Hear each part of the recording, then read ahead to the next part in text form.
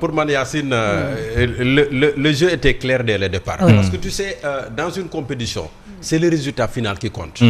C'est vrai que le Sénégal a été magnifique en première mi-temps. Loolu on n'en disconvient pas. Et man benn instant même, je rêvais que Sénégal mi dina gagner France. Parce que la France benn instant existait tout sax ci match bi. Et le Sénégal mi ngi woon ci kaw mi ngi assurer la défense et cetera avec un Mendy qui a sorti quelques balles. Mais dama amoon yaakaar ne vraiment Sénégal dina ci génn. Mais au final qu'est-ce qu'on a eu? Presque renversement de situation. Oui. Li Sénégal amoon temps de jeu amoon période de jeu am en première mi-temps moom la France récupéré. Comment? Avec des changements. C'était assez tactique. Bien vrai que yenn yi c'était poste pour poste, mais c'était très tactique. Oui. Et ça permettait un peu de casser le rythme du Sénégal ba pare bloquer leen. Et benn instant boo xoolee les joueurs sénégalais yi nga xam ne ñoo nekkoon notamment dans le milieu du terrain. Mais les Français se jetaient sur eux à deux. Yow boo yoree bal bi tu as deux adversaires devant toi, si tu n'es pas très technique boo amul expérience doo ci génn. Non, quel que soit Alpha nag ñàkk nañu match bi, mais man je voyais déjà venir. Tu sais, en match de préparation boo dee dem Coupe du Monde Sénégal kañ la dem États-Unis, je pense il y a deux semaines. 2 semaines suñu première rencontre. Les États-Unis c'est pas une foudre de guerre. bu ñuy wax football. En termes de foot. Lan lañ ci jëlee. Les États-Unis nous ont battus. ñu ñëw Arabie Saoudite qui n'est pas encore une foudre de guerre. ñu am ak moom problème. C'est pas rassurant. C'est pas rassurant, on te dira que oui compétition la ñu jëm il faut ménager les joueurs oui bañ a wone sa tactique mais woneel jom guy tax ba ce premier match sa adversaire ragal la. Mais pour man le Sénégal n'a pas su gérer cette parenthèse de la préparation. Et à l'arrivée qu'est-ce qu'on a? On a une équipe diminuée. Notre ministre de la Défense. Kalidou. Méconnaissable hier. Parce que Avril l'a blessé. Depuis lors il est resté sans compétition. Contre l'Arabie Saoudite il a juste joué quelques minutes. Peut-être c'était un prétexte pour le faire revenir sur le terrain. Mais pour man warul woon démarrer match bi démb. Wala même bu ko démarrer am na benn temps de jeu boo xam ne tu le retires. Quelqu'un comme Sadio Mané il a 34 ans. C'est vrai que mag na magul. Les performances encore de la CAN sont là. Mais ñooñu moom ak Idrissa Gana Gueye mais da nga leen di gérer benn laps de temps après tu les sors. Parce que à un moment donné il y a pas de complaisance quoi. Li tax ma koy wax. Ibrahima Mbaye. Moom il est entré remplaçant il a marqué. Oui il a marqué oui. Il a donné du tonus. Au jeu sénégalais. Mais tu as énormément de jeunes dans cette équipe. bi ñuy dem kan lan la ñu waxoon 11 bi nekk ci banc bi mën na remplacer valablement 11 bi nekk sur le terrain. Mais tu joues sur ça. Tu joues sur ça. C'est vrai que c'est une compétition mondiale. C'est pas encore la fin du monde gaa moom mais actuellement nii boo gisee Norvège ni mu football ak Irak mais tu as des craintes parce que dóor na ko 4-1. 4-1 la ko dóor 4-1 la ko dóor France dóor ñu 3-1 donc ça veut dire que quelque part ñun ñooy xaw a xëccoo ndaare bi ak waa Irak. En attendant mais les deux favoris wala bokk équipe yi ma mën a jàppee ne équipe yu mag ya ñoom ñoo am ndam démb. Et boo xoolee. France il est venu avec un statut de vice-champion du monde. Ñun on est certains en doute champion d'Afrique. Logique pour man la logique a été respectée. C'est vrai que le Sénégal aurait pu créer la surprise mais malheureusement côté coaching on a également péché. C'est vrai que nanko dinañu xaar ba peut-être compétition bi jeex on va tirer les conclusions nécessaires. Mais je pense les critiques essentiellement tey bu Koulibaly toogee war na mën a xoolaat encore ni muy réagir parce que les joueurs sont sur le terrain mais l'entraîneur également il est dehors et il coach et moom ni muy donner des consignes à ses joueurs noonu lay surveiller les changements ou les tactiques de jeu de son adversaire lan la sama adversaire indi comment ces joueurs évoluent sur le terrain en un laps de temps la France a complètement inversé son système de jeu. Oui c'est ce que Deschamps a compris oui c'est ça. Sénégal adapté wul.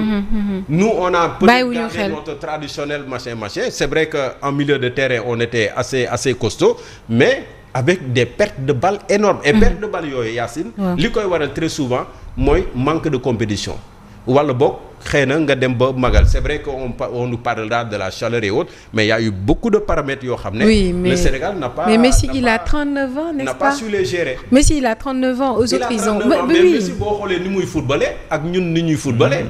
peut-être bokkul. il y a un problème. day dox il est le centre. am na fu muy positionné tous les joueurs savent que moom mi ngi côté bi. ils lui mettent la balle. je veux dire que du problème âge quoi si man bon enfin am na yeneen problème mi leen la surtout la concentration. Surtout, voilà question de positionnement la de tactique. Et surtout nga mën a adapté wu ci li sa adversaire indi. mais bon ce n'est que partie remise on espère que pour la prochaine fois la Norvège ñun dinañ ci génn en attendant d'affronter l'Irak defal ko bagage et puis. avec Norvège ñu génn si ñu defal bagage. Irak Norvège tam. bu ñu ko dóorulee moom saa yi boo ñu nag moom ñu dindi leen. toujours est-il que compétition bi jeexagul. ce n'est que les premiers matchs de poule donc li ci des nañu ñaan rek nañu ñaan. ah yàlla baax na. ay aussi ko lan la ñu war a revoir peut-être wala Pape Thiaw lan la war a revoir. oui. daan kaafu nañ de daan kaafu nañu. match bi moom jàppal ne. coaching nañ ñu gagné Pape Thiaw dafa nelaw démb. faut le dire quand même. loolu mooy li xew loolu mooy li nga xam ne moom moo am. parce que tamit mënoo am ay joueurs yoo xamante ne ni amuñu compétition. ñu tenir ñoo xamante ne ni presque joué nañ 60 matchs. mais ñooñu premier mi-temps rek nañ mën a football. est-ce que xam nga ne fu mu waree def changement génne Kalidou Koulibaly parce que amul compétition. dafa gaañu génne Idrissa Gana Gueye génne Sadio Mané. moment boobu nañ jël but. mënoon nañ démarrer sax deuxième mi-temps bi mais 10 minutes waruñu ko woon def ci terrain bi. 60e minute. Kalidou Koulibaly dafa waroon génn Idrissa Gana Gueye génn. Sadio Mané génn. Ismaïla Sarr génn. 65e minute xaw ma 63e minute la ñu France dugale parce que boobu. c'était l'heure de faire les changements effectivement. pour apporter de la fraîcheur. pour également repositionner l'équipe parce que France ci deuxième mi-temps bi dafa ñëw changer tactique de jeu. Pape Thiaw nag xaw ma pourquoi et le staff ñoom ñëpp mënuñu am lecture parce que Olise s'est détaché. maintenant pour jéem a nekk meneur de jeu. mais loolu la il a pris des ballons def ko en profondeur et puis voilà défense bi ñu ngi taxaw di seetaan. Niakhaté au lieu que mu topp mu topp Kylian Mbappé. Kalidou Koulibaly moom it ñaata yoon nañ ko fa bës deuxième mi-temps. compagnie lu ñëw romb. booy dañ koy romb dem seen yoon mais loolu waroon na la tax nga xam c'est dû à sa blessure peut-être. oui non ba léegi il n'est pas encore en jambe ni ñu koy waxee il n'est pas encore en jambe tànk yi des na ci blessure la jógee amagul compétition donc loolu day feeñ premier mi-temps bi ñu football noonu mënuñu woon weesu loolu parce que il faut pas quand même occulter un fait. rêver plus grand que ça. oui les suñu doyen équipe bi mais tamit ay mag nañ aussi Kalidou Koulibaly mi ngi jëm mag Idrissa Gana Gueye mi ngi jëm mag Sadio Mané mi ngi jëm mag donc yooyu il faut yow nga teel a gis loolu noonu parce que boo ko gisul aussi mais ci loolu nañ ñu gagné physiquement on n'a pas su tenir la France en seconde mi-temps et tactiquement aussi on a failli ñu gagné ñu jeex na loolu rek la wax ji nag moo di ne Ismaïla Sarr man Pape Thiaw il faut mu wax moom Ismaïla Sarr lan moo tax mu football. parce que non mais Ismaïla Sarr naka jekk nii la ma sa mel. aywa Ismaïla Sarr amul fulla amul fayda ci football moom. là où il faut mettre des buts moom day vendanger les occasions c'est pas son problème. dernière seconde première minute. munoo am Ibrahima Mbaye. teg ko ca banc. am Elimane Ndiaye. saa waay ñoom ñaar kenn da ci waroon dem. surtout sax Ibrahima Mbaye xam nga lu tax Ibrahima Mbaye mi ngi Paris Saint-Germain mais moom dafa amoon envie wan français yi ne li ngeen may jël Paris di ma mosol ak di ma kii. moi je vaux plus que ça. Ah oui. il avait cette envie-là. La preuve, il a marqué le premier but. oui da nga ko waroon dugal mu teel a mën a def différence. Elimane Ndiaye devait prendre la place de Sadio Mané après nga bàyyi ba léegi parce que Jackson quoi qu'on puisse dire. moom pour mu dugalal la problème la. mais ni muy déporté défense dafa am solo. et loolu ci football dañ koy soxla donc Pape Thiaw moom moo nelaw ça il faut le reconnaître.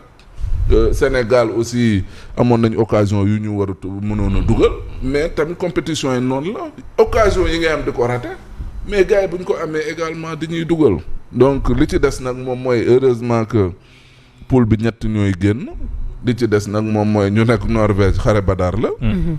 Espérons que la France dina gagner kii di Irak bu ñu ñëwee ñu nag Irak ñu jéem a xool rek ñu Irak rek bu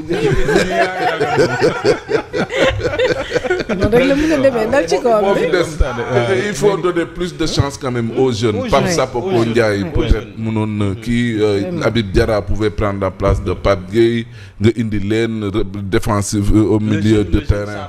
En défense il aurait pu. oui mënoon na ko Pape Thiaw mënoon na ko convoqué. mënoon na ko convoqué.